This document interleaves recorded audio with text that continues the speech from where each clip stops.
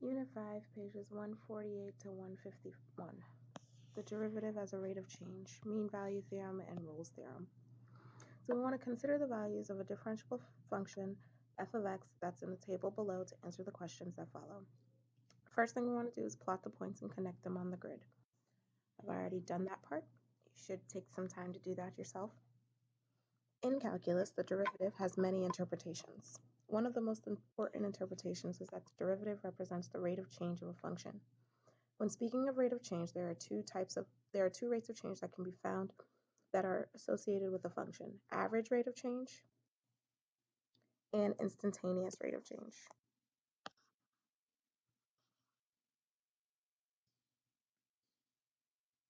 All right, so your average rate of change, also known as slope of a secant line,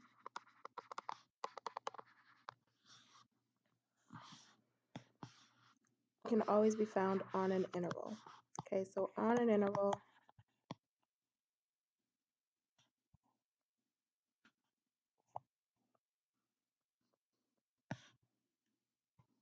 A, comma, B, the average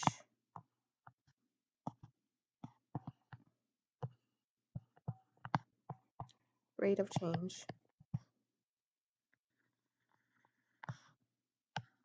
is found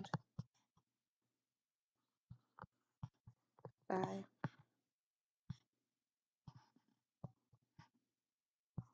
f of A minus f of B all over A minus B.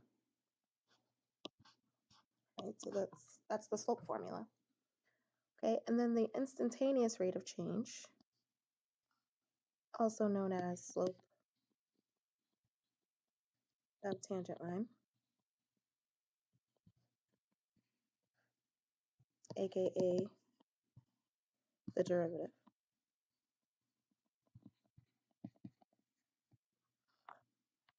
Right, so this is at a value x equals A. The instantaneous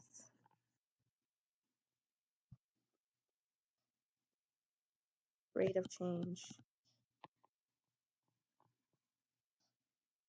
is found by f prime of A. Okay, so first thing we want to do is find the average rate of change of f of x on the interval 2 to 12. So we need f of 2 minus f of 12 all over 2 minus 12, which is 5 minus 8 all over negative 10, which is just 3 over 10. So our average rate of change is 3/10. Okay, and to see that visually on our graph, right, we needed f of 2 and f of 12, and we needed to find that secant line.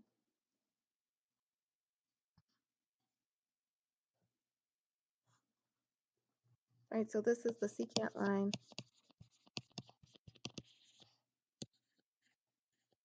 whose slope is equal to the average rate of change of f of x on the interval 2 comma 12. Right, so to find the slope of that, we just used the slope formula, which we know how to do. And now the question is the instantaneous rate of change at x equals 4 greater than the rate of change at x equals 6? So a word that's missing here is instantaneous.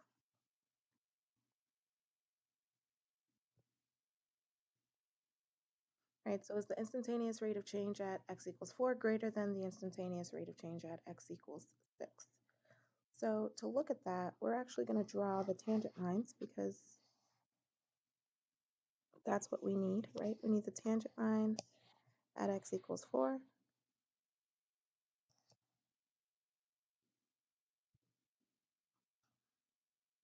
And we need the tangent line at x equals 6.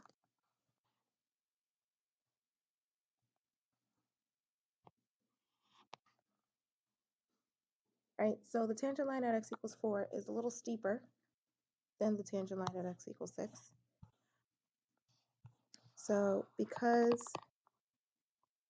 that is steeper than at x equals 6, we can say that the instantaneous rate of change for 4 is greater than the instantaneous rate of change for 6.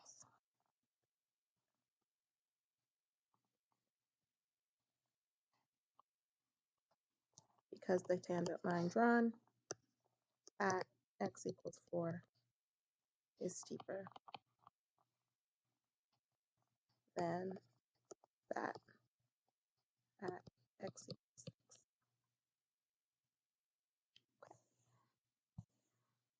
So our new theorem, Rolle's theorem.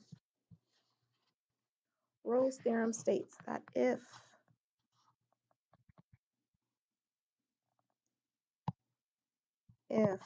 f of x is continuous on the closed interval a comma b and differentiable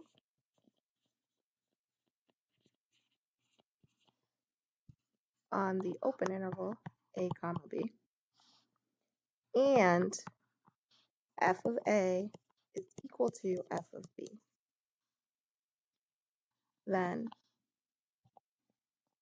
there is guaranteed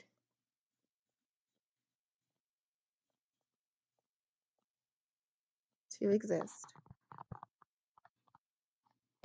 a value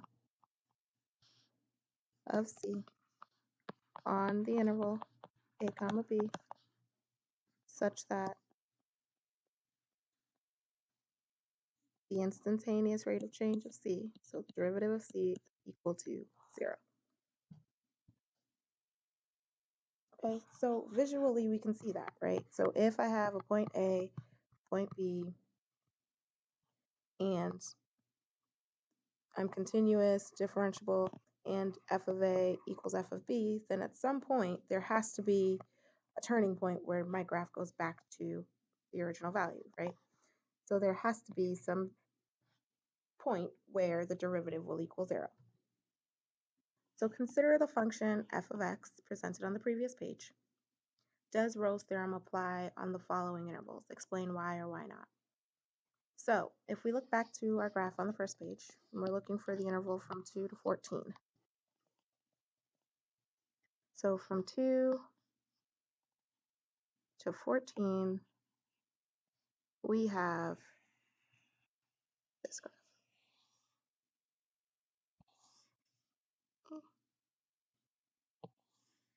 We have this graph.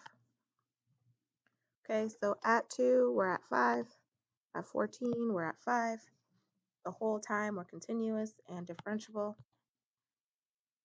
So yes, Rolle's theorem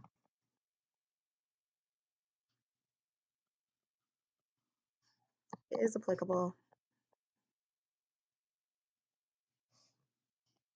for f on closed interval 2 to 14 because f of x is continuous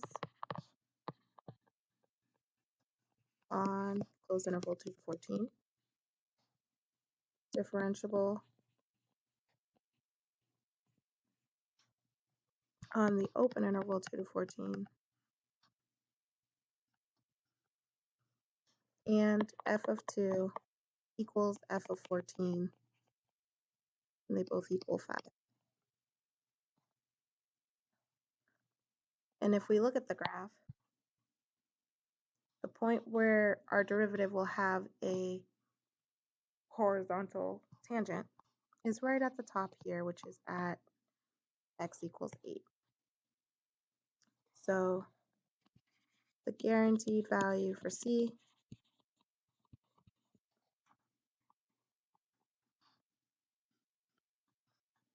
is 8. All right, so now let's look at the interval from 2 to 10. So from 2 to 10,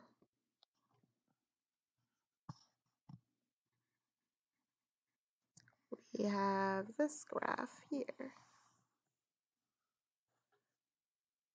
Okay, so we are continuous, we are differentiable, however, f of 2 and f of 10 are not equal. So although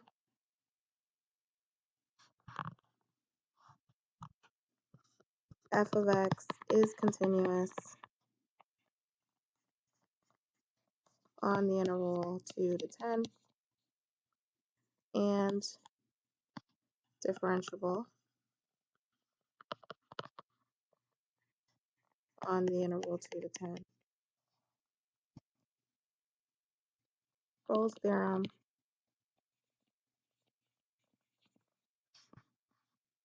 does not apply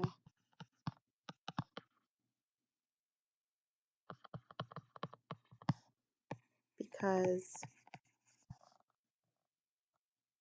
f of 2 does not equal f of 10. We are not guaranteed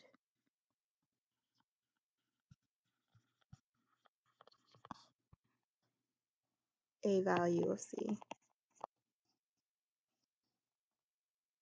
such that f prime of C equals 0. So even though in our graph we know that when C is 8, f prime of C is equal to 0, we're not guaranteed that information just from the interval 2 to 10 because f of 2 and f of 10 are not equal. So we cannot state that there is definitely going to be a value of C where the derivative will equal 0. Okay. So for these two examples, we want to identify whether Rolle's theorem is applicable or not, then apply the theorem to find the values of C guaranteed to exist. So for the first equation, this is a polynomial function. So because g of x is polynomial,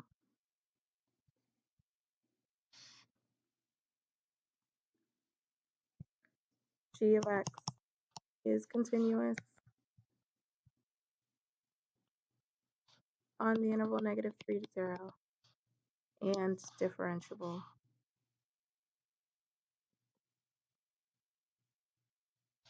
on the interval -3 to 0.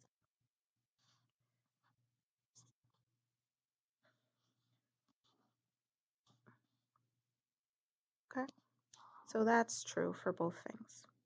Next thing we need to identify is, does g of -3 equal g of 0? So g of -3 is equal to 0, and g of 0 is equal to 0. So since g of -3 is equal to g of 0, which equals 0, Rolle's theorem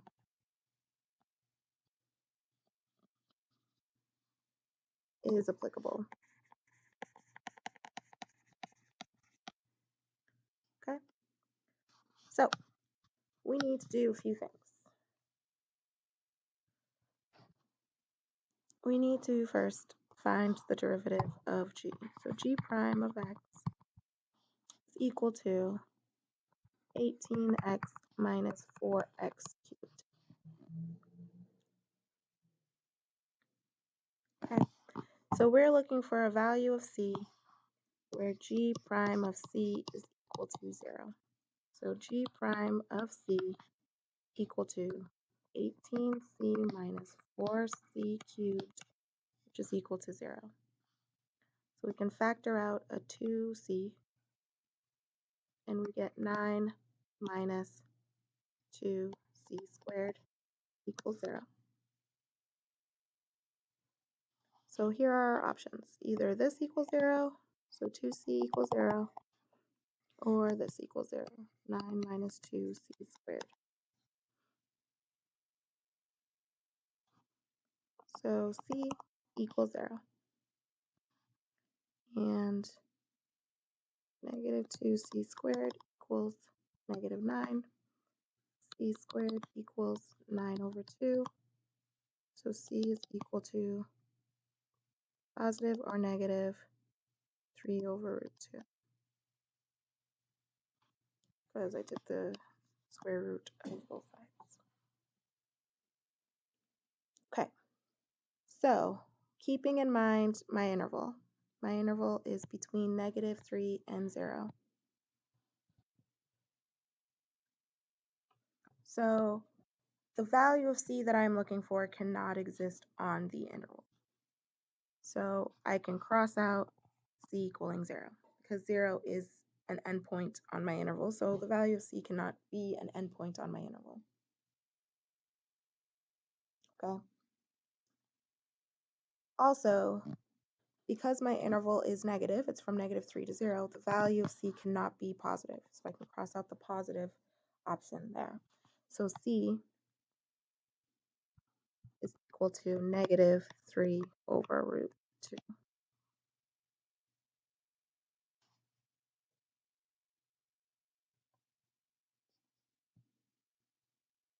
Okay. So now for number 2, let's start with first figuring out, is Rolle's theorem even applicable here? So we have a rational function, which means that if the denominator is equal to 0, then we're undefined, and at that point we're discontinuous. So let's figure out what that point is. So when x plus 2 equals 0, x is equal to negative 2. Negative 2 is within my interval. So since g of x is undefined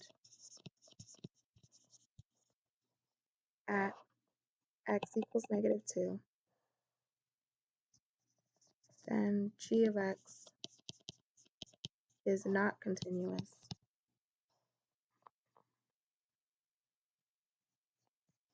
or differentiable, honestly,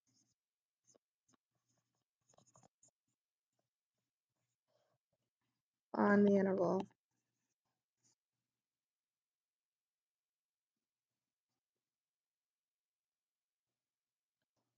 on our interval.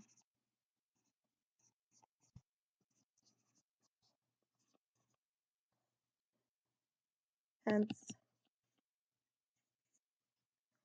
Rolle's theorem is not applicable.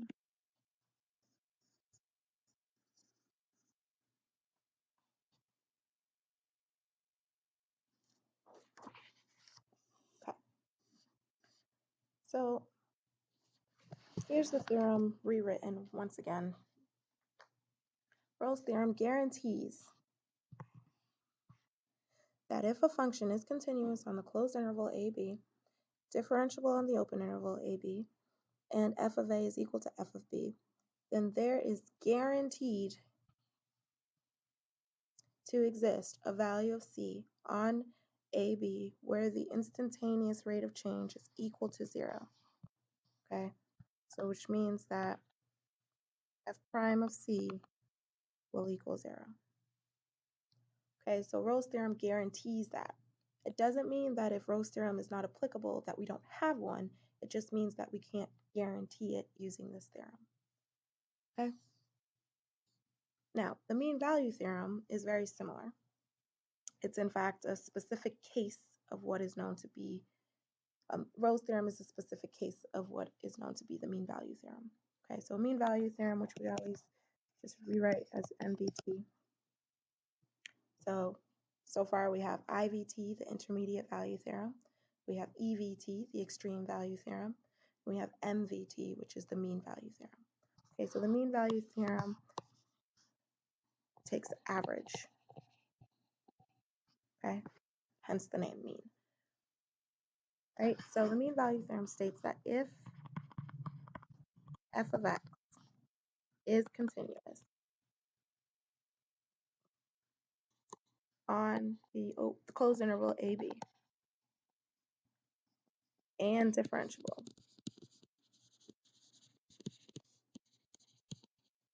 on the open interval AB, then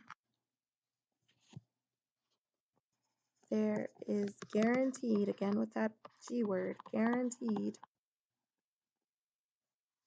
to exist a value of C on the open interval AB. So again, C cannot be A or B, such that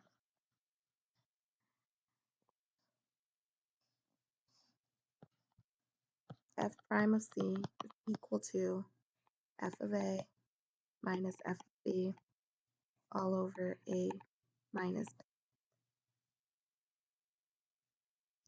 So basically what that's saying is that if f of x is continuous and differentiable, then there's guaranteed to exist a value of C where that the instantaneous rate of change of C is equal to the average rate of change of the interval, right? So this is the instantaneous rate.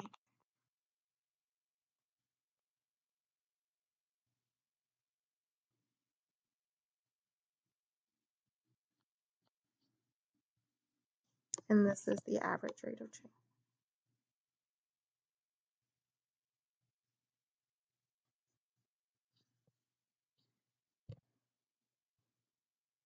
Okay, so if this holds true, then there's a point where the instantaneous rate of change and the average rate of change are the same. Okay, so we're going to consider the function h of x equals 3 minus 5 over x. The graph of h of x is pictured below. What does MVT apply on, does MVT apply on the interval -1 to 5? Okay, so we need to check. This graph, this function has a rational function involved in it, which means that x cannot equal 0. 0 is on my interval, which means that h of x is not continuous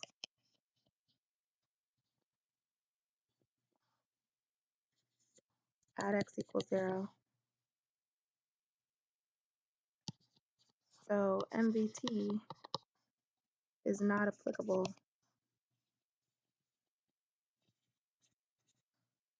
on the interval -1 to 5. Simple. It's not to say that such thing doesn't exist. It's to say that we cannot guarantee that there will be a value where if we take the derivative, it will equal the average rate of change of this function on this interval. We can't guarantee it because we can't plug in 0, right? If we could plug in 0 and where we're continuous, then we could probably figure out some more stuff from there. Okay, so now we're looking at, does MVT apply on the interval 1 to 5? Well, let's see. So at 1 and at 5, we're continuous and we're differentiable. So h of x is continuous on the closed interval 1, 5 and differentiable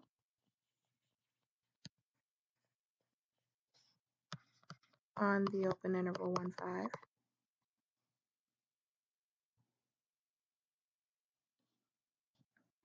So MVT is applicable.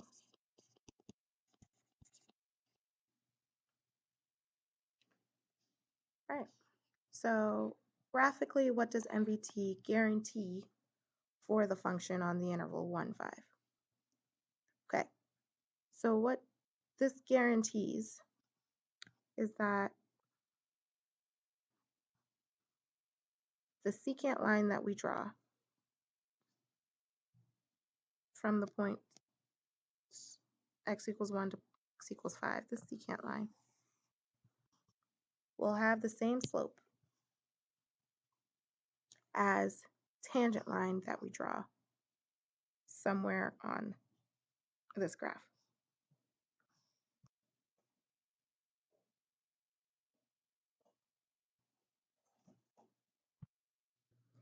And if the secant line and the tangent line have the same slope, that means that they're parallel. So a value x equals c where tangent line drawn at, or a tangent line drawn to h of x is parallel to the secant line passing through 1 comma negative 2 and 5 comma 2.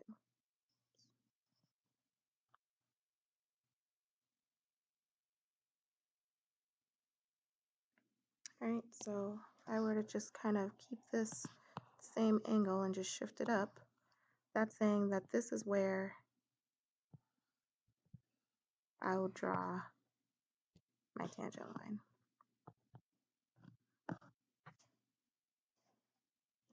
So somewhere over here is my tangent line, is my C value. Okay, so we're going to apply MVT to find the value of C guaranteed for H on the interval. All right, so to do that, we need to first find the derivative of H. So I'm going to rewrite H of x, 3 minus 5 over x, which is the same as 3 minus 5x to the negative 1. So the derivative is equal to 5x to the negative 2, which is 5 over x squared.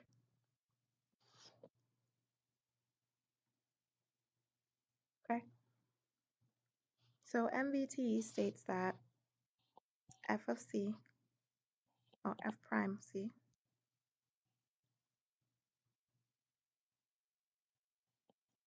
will be equal to f of a minus f of b all over a minus b. So f of c is going to be h prime of c, and that's going to be equal to h of 1 minus h of 5 all over 1 minus 5. H prime of c is just 5 over c squared. H of 1 is negative 2. H of 5 is 2.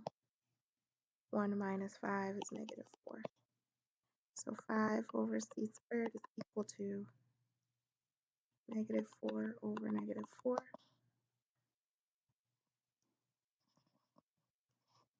So 5 is equal to c squared.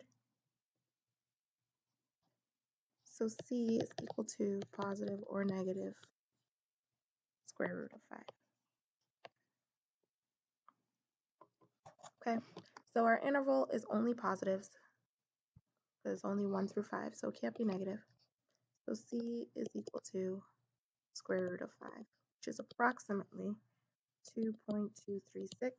And if we look at our graph, we can kind of estimate that to be about 2.236.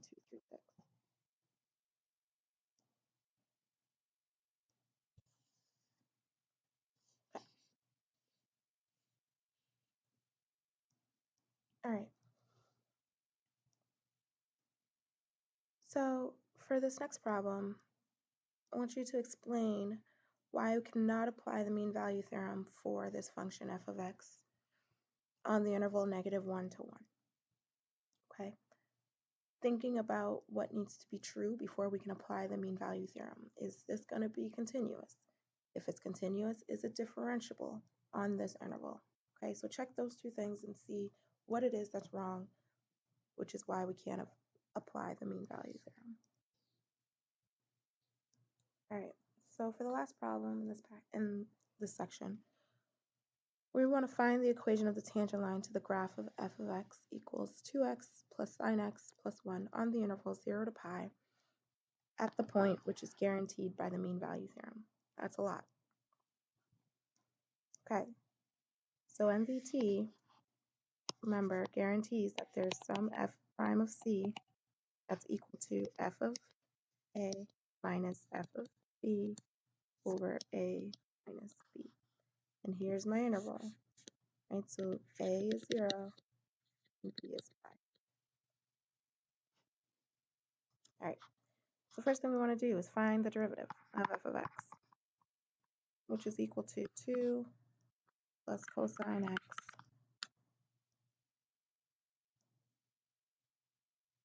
All right, then we want to set up this piece, right? So we want f prime of c to equal f of 0 minus f of pi over 0 minus pi. So we'll have 2 plus cosine of c equal to f of 0, which is just 1, minus f of pi, which is 2 pi plus 1,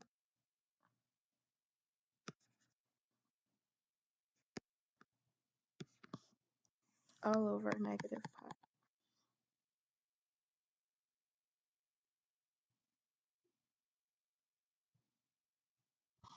All right, so when we simplify, we have 2 plus cosine c equal to 1 minus 1 is 0. The pi's will cancel and so will the negatives, so we have just 2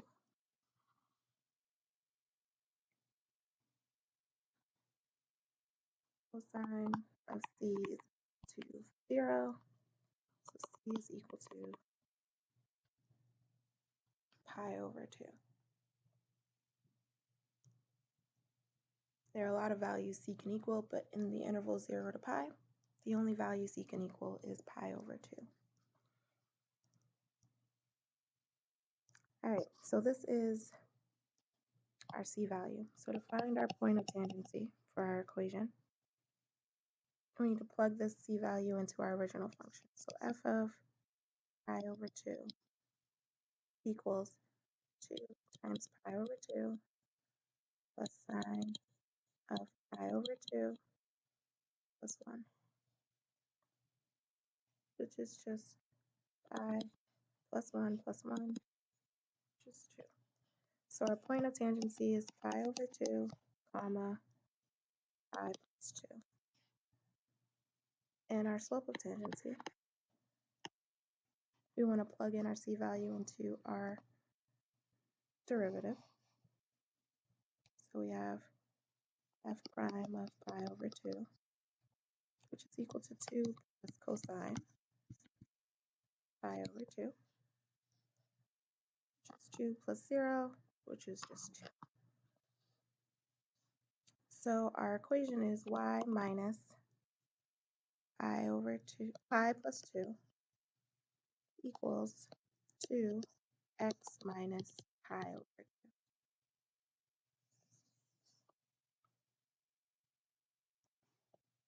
All right. So to reiterate, the mean value theorem guarantees, this is a big G word, that if a function is continuous on the closed interval AB and differentiable on the open interval AB, then there's guaranteed to exist a value of c where the instantaneous rate of change at c is equal to the average rate of change on the interval. So where f prime of c equal to f of a minus f of b all over a minus b. Okay, that's the end of today's video.